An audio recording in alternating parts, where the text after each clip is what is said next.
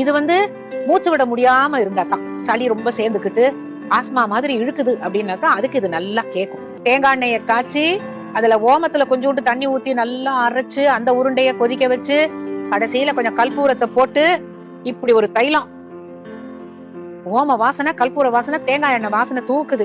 இத வந்து இந்த மூச்சு விட முடியாம தவிக்கிற போது இத தடவினீங்கன்னாக்கா கொஞ்சம் ஈஸியா, நீங்க சொல்லுவீங்கல்ல, கொஞ்சம் ஈஸியா மூச்சு விடலாம். அதுக்குதான் இது. இந்த தைலத்தை செஞ்சு ஒரு சின்ன சீசால போட்டு வீட்டுல பத்திரமா வச்சிருங்க.